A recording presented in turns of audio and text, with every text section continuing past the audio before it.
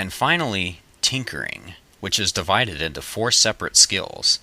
Salvaging is unique to this game in the fact that you can voluntarily destroy items that you find in order to obtain a bag of base material, each having its own special use. Salvaging is a skill that all characters get for free, and the higher the skill is, the more salvage you'll obtain when you destroy these items. Only when you have a complete bag of salvage may you then apply it to armor, weapons, clothing, or jewelry to improve or alter the item in some way. Each item can have up to 10 bags of salvage applied to it. For example, if you look for items made of steel and salvage enough to complete a bag of 100 units, you may then have an armor tinkerer apply the salvage and raise his base armor level by 20. This system gives you a wide array of choices on how you wish to improve your items. Do take note, however, that the majority of salvages can only be applied to non-quest items. The loot system is another unique aspect to Asheron's Call. It might not make much sense because why would an Ulthoi carry a ceramic dinner plate and jewelry? It's kind of silly, but that's part of the fun because you never know what you're going to get, and no matter who your opponent is, it's always in your best interest to pick up, sell, or keep the items that you find. Every standard loot item in the game has a few distinct properties they have in common that a new player might not know about. Workmanship, for instance, is a number from 1 to 10. Items with a workmanship of 1 are extremely easy to alter and craft upon, while those with a 10 are more difficult. In general, you will want to try to find items that your character intends to use with a low workmanship. However, high workmanship items yield more and higher quality salvage when destroyed. It is important to keep an eye on this when you are salvaging because as you apply materials to items, it becomes harder and harder to apply additional materials.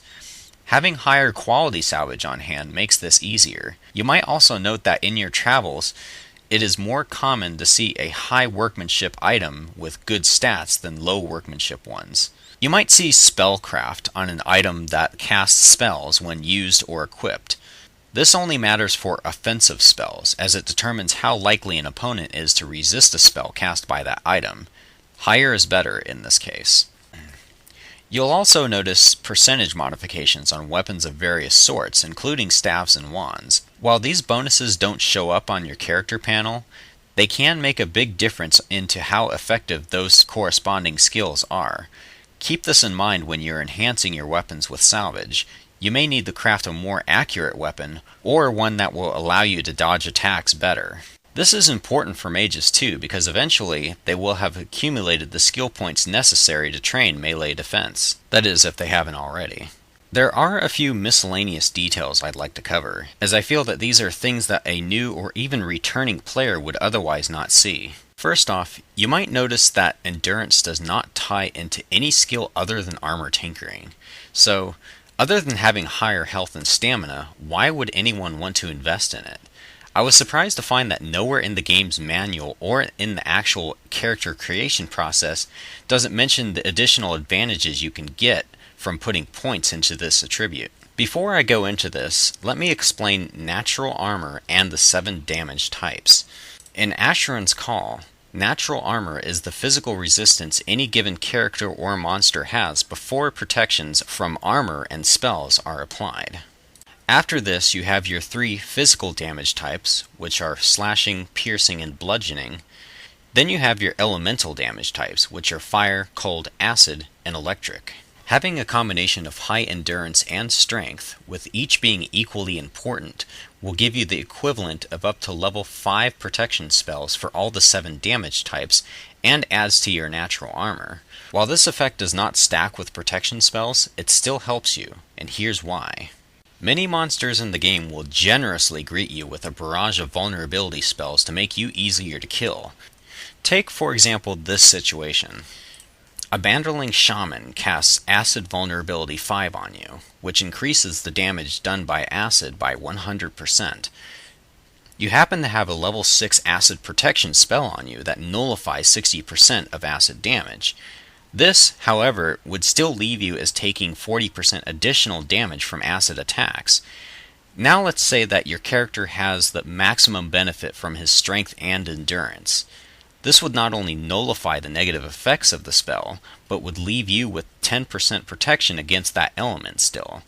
Simply said, without that extra strength and endurance bonus to your resistances, your character would take that much more damage upon having that negative spell cast, which is an extremely dangerous situation to be in. Endurance also reduces the amount of stamina you lose with every use of your weapon. Not only that, but also you have a chance to not use any points of stamina with a successful evade of your opponent.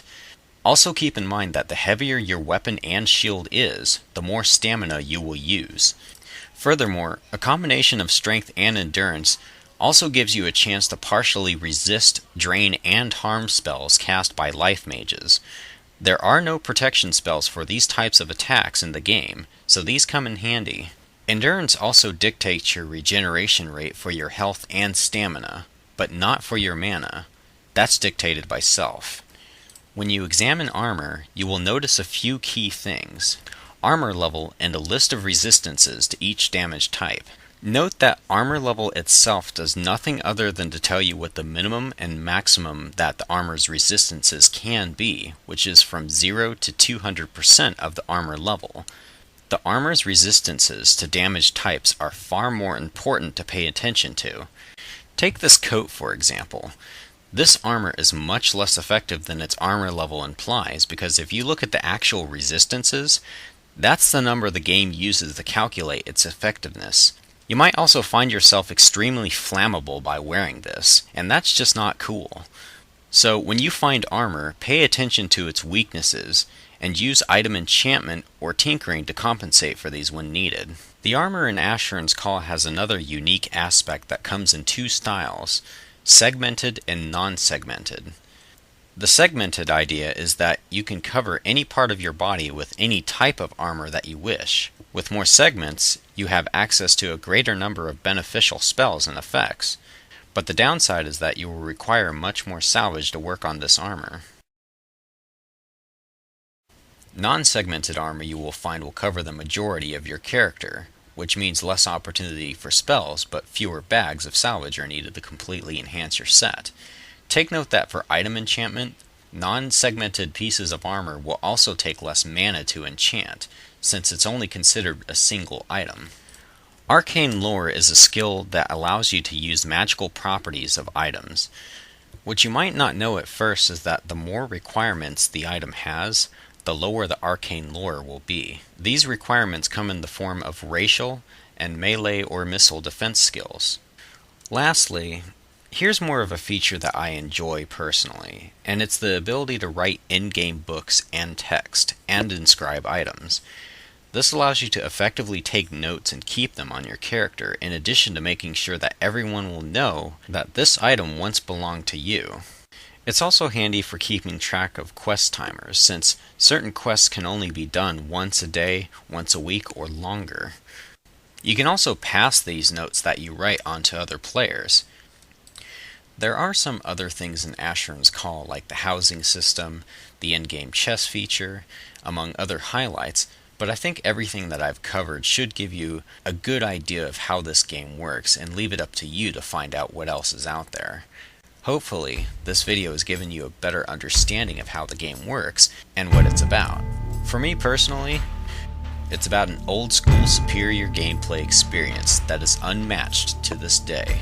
Thanks for watching this overview to Asheron's Call, and I'll see you in game.